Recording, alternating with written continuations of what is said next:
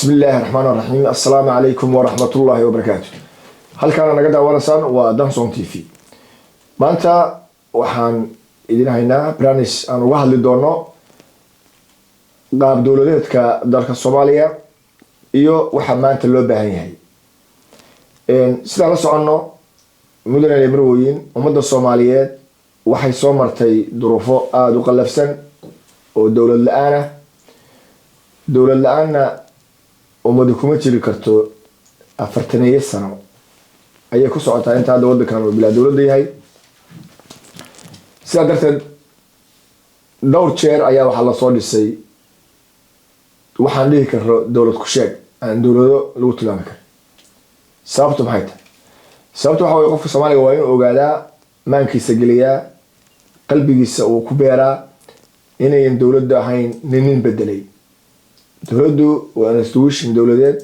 hay'ado isbedelay iyo sharciyad wadan sharci leh waayo sharcigu wuxuu faa'iidooyin badan u leeyahay dalka iyo dadka markaynu gudaha ka hadlayno wuxuu kala qeexayaa kala nidaaminayaa in ummadda Soomaaliyeed qof kasta xuquuqdiisa meesha uu rabo u doonto iyo halka ay ka jirto sidoo kale xuquuqda amniga marka laga hadlayo qofku wuxuu helayaa meesha ay ka jirto haday tahay dhinaca shaqooyinka haday tahay dhinaca caafimaadka haday tahay dhinaca waxbarashada haday tahay dhinaca dawliga intaba laakiin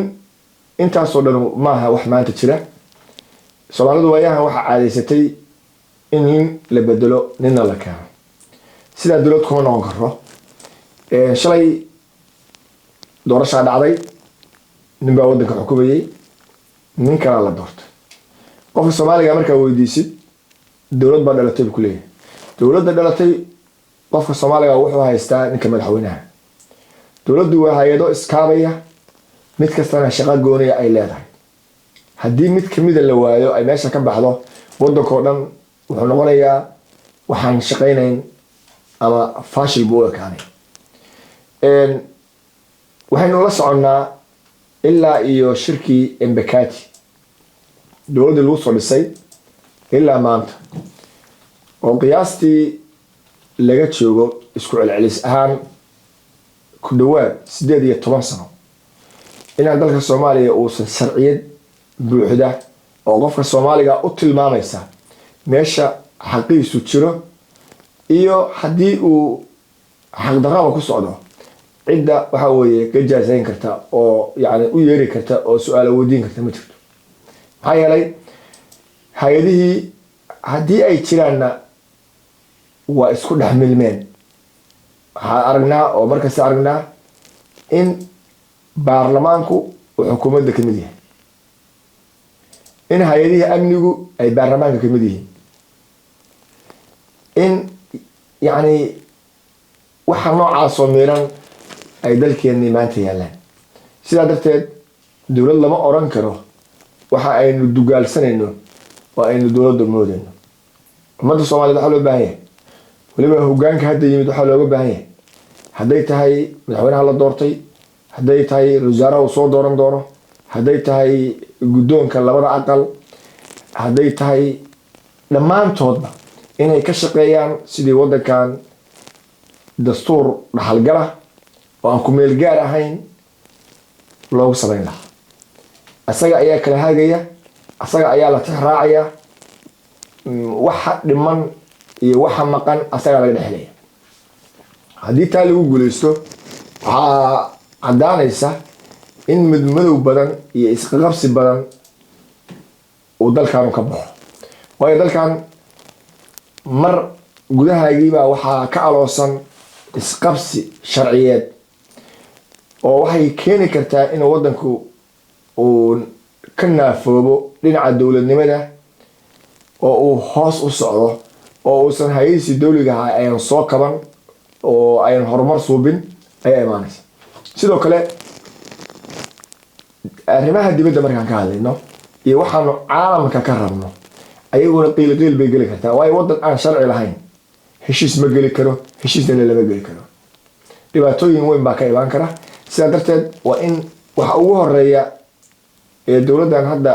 la doortay iyo xukuumadda la dooran doono iyo dhammaanba hay-adaha dalka ugu sarreeya inay u istaagaan sidii waddankan ku-meelgaarka sharcigiisa looga saari lahaa oo dastuur dhammaystiran oo ummadda soomaaliyeed u kala xaq soora loo sameeyo. sidoo kale waxaa ummadda soomaaliyeed aynan ku jiri karin oo maalin kastaba iyo 4 sanaba aan loogu yeeri karin in 329 xildhibaan intay qol galaan ay markaas shakhsi doortaan ama laaluush ha ku doorteen ama qabyaalad ha ku doorteen. dabcan waa waxaynu aragno maaha weeyaan, wax laga beersheegi kara maaha. intii hadda doorashooyin dhacayeen qabyaaladu kama marayn, laaluushkuna kama marayn. sidaa darteed dowlad ma noqon karo intaasu ayna hortaagan yihiin. waa in la soo gabagabeeyaa lagana baxaa waxyaalaha noocaas. intaas haddaan ugu gudbo midaas, qodobka labaad isla barnaamijkan, madaxweynaha la doortay ma aha shakhsi ku cusub siyaasadda Soomaaliya maanta. waa shakhsi hore loo soo tijaabiyey 4 sano madaxweyne soo ah. haddii uu yahay oday Soomaaliyeed dalkan u naxaya, wuxuu garan karaa wixii shalay ka khaldamay, wuxuu saxi karaa wixii shalay ka khaldamay, wuxuuna dalka u hogaamin karaa wadada fiican.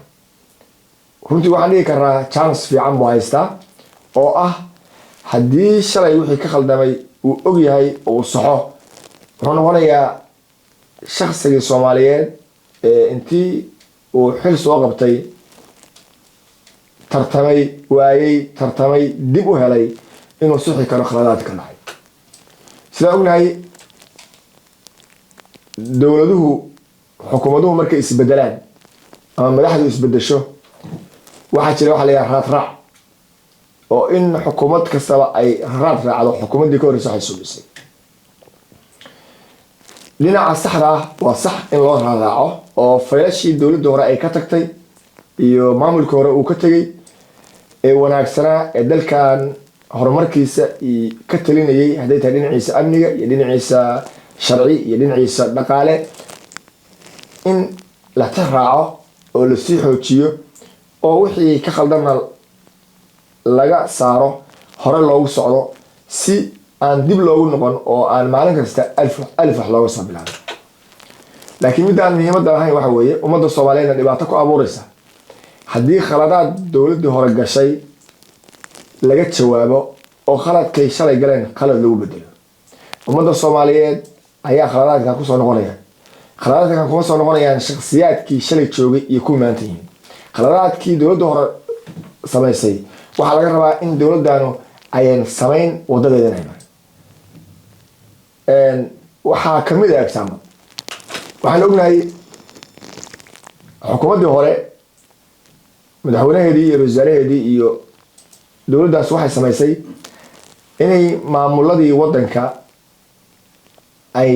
qaarka soo dhaweysato, qaarka gacan dheer isaga qabato. qaarka ay soo dhaweysatay waxay u martay wadooyin khaldan, in dad la caburiyo, dad la laayo. sidaa darteed waxaa laga rabaa hoggaanka cusub laga doonaya inay khaladaadka noocaas subin. waddanku waa federaal, maamulada iyagaa laga doonaya ciday doonayaan inay soo doortaan. shacbiyadda halkaa degan iyo maamulka halkaa jooga dadkaasi ayagaa laga rabaa inay soo doortaan hogaamiyihii maamulka matali lahaa. maaha in loo soo dooro, maaha in laaluush lagu bixiyo, maaha waxa weeye in shakhsi la taageersan yahay oo taageero keliya anagu nala shaqeynaya keliya aan la kelin meesha. waa in yacni dadkaasu iyagu qofka ay doonayaan oo dhibaatooyinka dhexdooda yaalla iyo horumarka ay u baahan yihiin intaba sabab u noqon kara in la keeno. sidoo kale dalka waa in dad wax tari kara, hogaamin kara hay-adaha kala duwan ee waddanka, aan corruption ahayn, yacni beri lagula xisaabtami karo, xisaab ka tegi kara in la keeno. oo aan la keenin anigu taageersan yahay iyo anuu reer ileeyahay, inaan intaa midna aan la keenin, aan u dhaqaaqno wadada saxda oo la keeno dad waddanka wax ka bedeli kara. muddadii dheeraad soo maray raadkii ay reebtay siyaasad xumadu raadkii ay reebtay qabyaaladu raadkii uu reebay corruptionku wax bedela ayaa loo baahay sidaa darteed waxaan u baahannahay in ummadda Soomaaliyeed ee jiilba jiil ku xigo wixii ay ku dayan lahaayeen iyo wadadii ay mari lahaayeen in la jeexo 4 sano ee hadda bilaabatay oo 4 ka dambaysa meeshaan meel ka qurux badan dawladdu ka macaan tahay ka nidaam fiican tahay wadanku ka amni fiican yahay dadku isaga soo dhawaadeen xurguftii siyaasadeed iyo midii qabyaaladu ay si yaraatay in 4 sano oo dambe la gaaro oo loo gudbo waxa weeyaan marka waxaan u baahannahay marka waxyaalaha soo miiran inay dalkeena yimaadaan sidoo kale waxaan madaxweynaha kula dardaarmi lahaa asaga iyo wasaaraha uu soo dooran doono inay ka waantoobaan caadooyinkii xumaa ee shalay dhacay oo ay ka mid ahay in baarlamaanku uu u xusiibto xukuumadda shaqeynaysa baarlamaanku waa sharci soo saare waa hay'adda wadanka u weyn waa hay'adda wadanka sharci soo saaraysa in meeshooda lagu hayo meeshooda lagu xanaaneeyo ayagu ay dalka halkaas wixii dan oo ka soo saaraan ma loo baahay laakiin haddii wasiiradii iyo wasiir ku-xigeenadii iyo agaasimayaashii laga soo xusho baarlamaankii haddii ninka baarlamaanka jooga gacanna sharciyadiibuu ku wataa wadanka uu loogu doortay gacanna waxa weeye dowladdiibuu ku wataa waxa weeye waa makhaldame gar leh ayuu noqonayaa sidaa darteed dalku uma baahna maanta makhaldame gar leh uma baahna wuxuu u baahan yahay nin khaldan iyo nin ka qabta nin wax saxa iyo nin khaldama ayaa dalku u baahan yahay sidaa darteed waxaan dhihi lahayn baarlamaanku ha ahaada baarlamaankiisa hay-adaha kalena waa in la kala saaraa oo hay-ad kastaba shaqada ay leedahay ay ku ekaataa midda labaad baarlamaanku waa inuu ogaadaa intii hadda ay joogtay dowladdii hore iyo tii xasan shiikhe lasoo dhaafay labaduba weliba maqal madaxweynuhu intuu baxo heshiisyo caalamiga soo galo ama ra-iisul wasaaruhu baxo ama wasiirka arrimaha dibaddu baxo ama maaliyaddu baxdo in markay soo noqdaan weli ma arag baarlamaanka oo la xisaabtamay baarlamaanku waa inuu la xisaabtamaa markii madaxda dalku ay safar galaan heshiisyo caalamiga soo galaan waa in baarlamaanka looga yeeraa waa in la ogaadaa heshiiskan maxaa dalka dan ugu jirta maxaa dalka dan darro ugu jirta waayo heshiis kasta oo la soo galaa ama danbu ummadda u yahay ama dalka ayuu dhibaato ku yahay sidaa darteed baarlamaanka waxaa rabaa baarlamaan soo jeeda inuusan noqon baarlamaan hurda inuusan noqon baarlamaan qabyaaladu ka dhex buuxdo inuusan noqon baarlamaan kooxaysiya waxa weye dalkan wuxuu u baahan yahay dad noocaas marka waxaan ku boorinayaa dhammaanba madaxda Soomaaliyeed madaxweynuhu horeeyo ra-iisul wasaaruhuna ku xigo insha Allah waa la soo dooran doonaa inay ka waantoobaan inay isku dhexmilaan hay'adda fulinta iyo hay'adda sharci dejinta oo la kala saaro la kala kaxeeyo mid kastana loo daayo shaqada ay leedahay sidoo kale 4 sano waxaa dhacda in madaxweynuhu iyo wasaaruhu isku dhagaan madaxweynuhu sidaan ognahay waa madaxweynaha dalka waa astaan qaran waa taliyaha guud ee ciidamada militariga waa magacaabaha ra-iisul wasaaraha waa ilaaliyaha sharciga inta inuu ku ekaado oo xukuumadda shaqadeeda uu safar gashan iyo ra-iisul wasaaraha waa ninka ugu shaqada ballaaran wadanka oo wadanka shaqada ka socoto dhan asaga iyo wasiiradiisa ayay saaranta hadday khaldanto ayaga lagala xisaabtamaya ayaga ayaa la weydiinaya waxay saxeenna ayaga ayaa magac ku yeelanaya oo faa'iido ku qaba haddii ay xukuumaddaas fiicnaato haddii uu wasaarahaas fiicnaado haddii wasiiradaas fiicnaadaan madaxweynihiina waa fiicnaaday oo wuxuu soo dhisay ra-iisul wasaare fiican ra-iisul wasaarehina wuxuu soo dhisay xukuumad fiican faa'iido ayaa la wehelayaa iyo magac ayaa la wehelayaa sidaa darteed waa in laga taxadaro waxyaalaha dowlad xumada keeni kara oo ummadda Soomaaliyeed markasta dib u celin kara waa aniga Saciid Daahira waxaan leeyahay intaan barnaamijkan la mid ah aynu isugu imaanayno. Assalaamu calaykum wa rahmatullaahi wa barakaatuh.